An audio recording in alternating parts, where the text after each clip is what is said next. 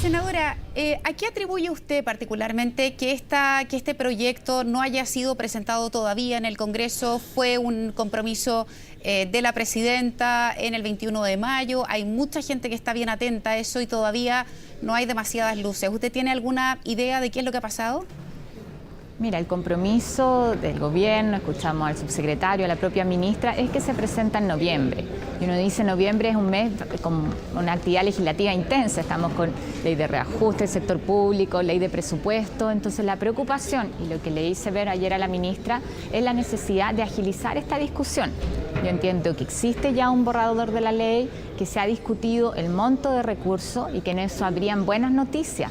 Pasaríamos de un monto de 35.000 millones a casi 6 veces eso, cerca de 156.000 millones, que permitiría cubrir justamente las necesidades de las familias, de las personas que enfrentan estos tratamientos de alto costo. Si uno dice en esto no hay justificación para demorarse. No puede ser que esta ley se tramite meses, ¿no es cierto? Porque la gente que hoy día requiere financiar su medicamento necesita respuestas inmediatas.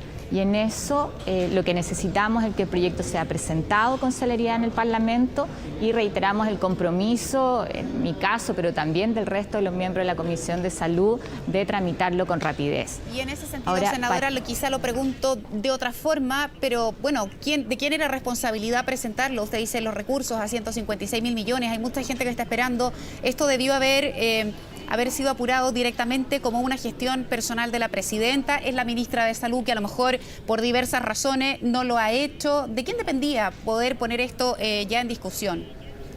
Bueno, los proyectos para ser presentados, en este caso, cuando implican financiamiento público, tienen que venir con la firma de la presidenta, la firma del ministro de Hacienda y la ministra de Salud.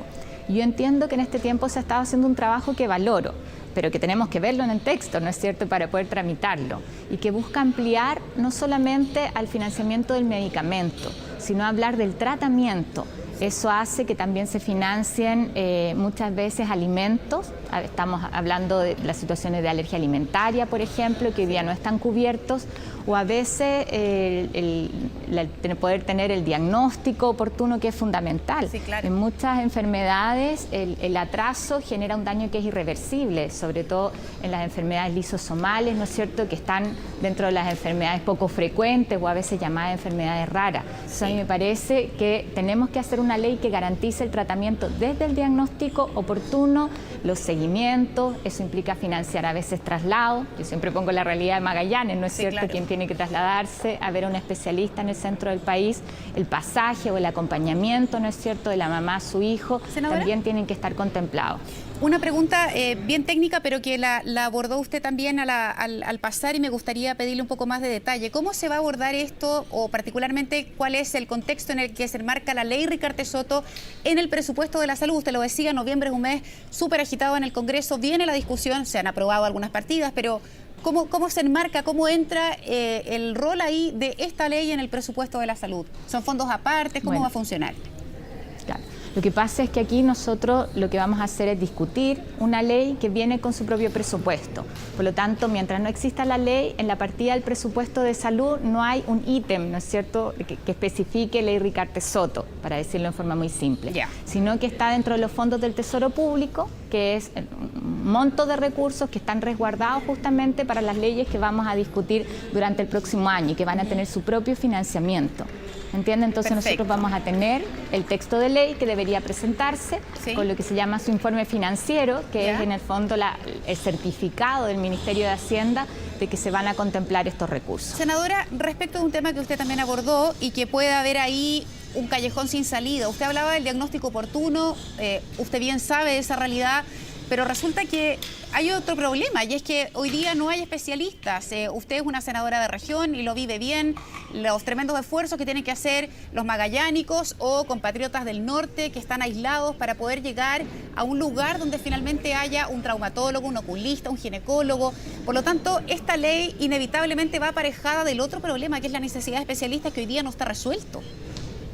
Bueno, por eso te digo, esta ley tiene que discutirse en un contexto más amplio. No solo es el medicamento, sino cómo efectivamente garantizamos en esto cuando sabemos que hay especialistas que son muy específicos, ¿no es cierto?, y que hay pocos en el país, tiene que hacerse una gestión en red, el cómo utilizamos telemedicina, rondas médicas, cómo capacitamos a los equipos, ¿no es cierto?, en cada una de las regiones para poder detectar y diagnosticar.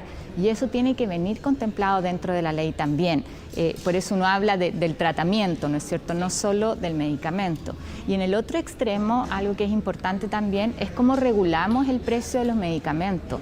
Aquí estamos hablando de situaciones en que probablemente exista un solo laboratorio que produce determinado medicamento, entonces está el riesgo o la tentación, por decirlo de alguna manera, que te cobren lo que quieran, porque no hay competencia, ¿no es cierto?, que regule el mercado. Yo creo que eso también tiene que estar puesto sobre la mesa, porque cuando dice el Estado genera un fondo y tenemos financiamiento garantizado, el cómo se establece un margen de precio que sea razonable para poder utilizar bien este fondo, además, y que no sea un negocio para determinado laboratorio. Senadora, le quiero agradecer mucho. Vamos a estar bien pendientes de ver con cuánta celeridad se da esta respuesta a un compromiso de gobierno y que, como le comentaba al principio, y usted bien lo sabe también, hay tanta gente que está esperando por una respuesta ahí.